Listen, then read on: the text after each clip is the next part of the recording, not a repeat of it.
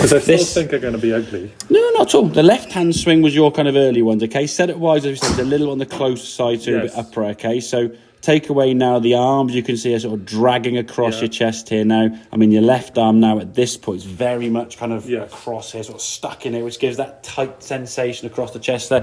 Hands are way behind your body.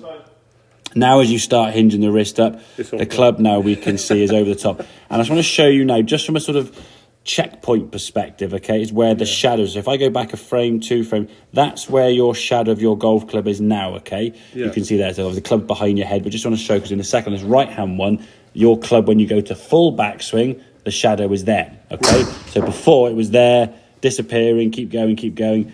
And then you can see as you start coming back down now, that club is basically coming through your shoulder and neck area.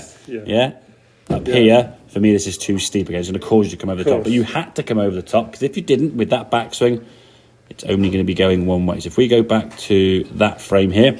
Now then, this is you sort of working on that sensation, sort of moving the arms and the body in a more efficient manner, okay? So as we go back here, hands and arms are more in front of your chest, So the elbows now are maintaining an element of similarity in terms of their setup. They're not splaying apart now. Got it. As you then get to the top of your backswing, there's top of your backswing. You see the shadow there, you see? Yeah. Now the club doesn't go any further than that, you see, and you go, there you go, there's your top of the back. So the club is still slightly longer. The elbows, look. The elbows have splayed a little bit, which is, again, but you can see they've splayed less. Not so much because you can see here, because obviously trying to get a measurement there would be, and it's only that much different anyway, but the fact the club shadow is here means your swing has now got shorter, which is going to be a good thing, because we're now swinging the club more efficient. As you then start coming back down, look at the shaft angle, it's now through your right bicep.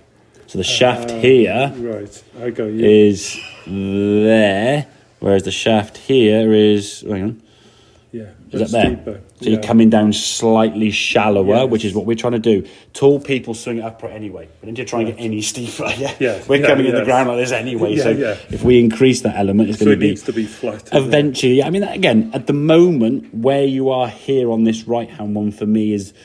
I'm not saying good enough it's acceptable, but it's moving. If you got it to where it would want to be, you'd miss the golf ball.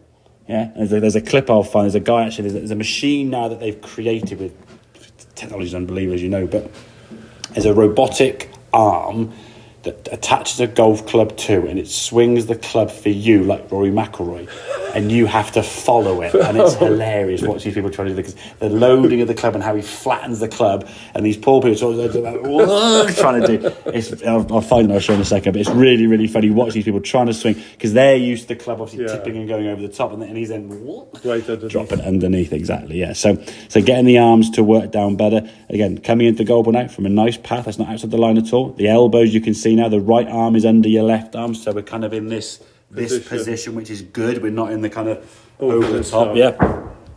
So the club head now can release towards target nicely, and then through to a good follow through, up on your toe, completing the swing. This one I think we did finish a little bit. You can see not really getting through. Now we haven't said anything about getting through the ball, but some of the tweaks that set up in terms of your posture, getting it more over the golf ball, getting the body to work better, has now fixed something there, you see, And this is the thing, a lot of times people watch their swing or they'll feel things and they'll try and change things.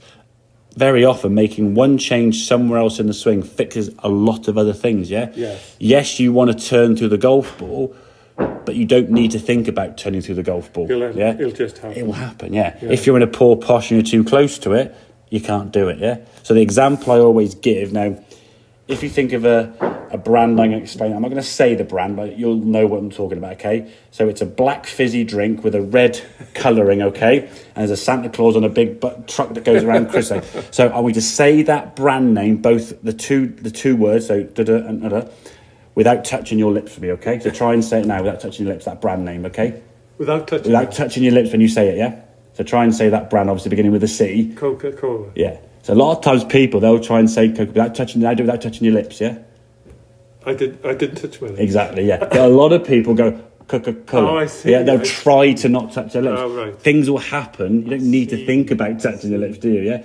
A lot of people will go Coca-Cola. Well, if you just say Coca-Cola, as you said, it works, doesn't it? Exactly. So we don't need to try and do things sometimes. They automatically happen. I just was looking at those now and seeing what the position you in. I would much like when I look at your setup, Oh, the spine angle over the ball, yeah? practice, Could be a bit more tilted, yeah? A smidgen, yeah? more tilted. Yeah, yeah.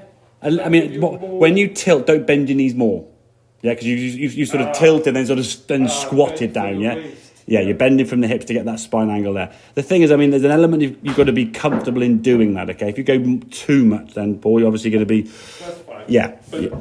yeah, I still feel it looks to me on there. I'm still. It's slightly on the more steeper lower side, to yeah? the ball. So, chest is down, then- and then the sensation that you're going to be moving the body more around with the club, and the elbows are going to stay a bit more connected rather than you just trying to keep rather than the elbow- dragging your right arm and the hands pulled behind you. That's kind of where your swing sort of goes from. So is I do this. You take it That's with my the arm, naturally- exactly. Yeah. quickly, Ask me. Yeah, And I need rather than trying to fit your just to- turn, almost fit your arms and not doing anything at all. Yeah, they're just staying in front of your That's me. chest. Yeah, So I need to get into the position where the body's turning. the body that's is turning and the flat, arms. goes in. When you get to sort of halfway back, the hands want to be in front of your chest, in between the body.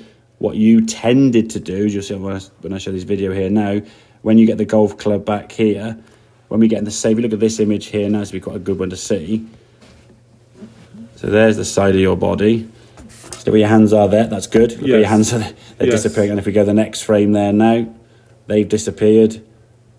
They're now in line, you see. So this has been dragged behind, Yes. so your elbows are bound to be My separated. feeling is that the club Yeah. drags me around. Exactly, yeah. So as I said, the dog wags the tail, not the tail wagging the dog. Make sense? Good man. Right.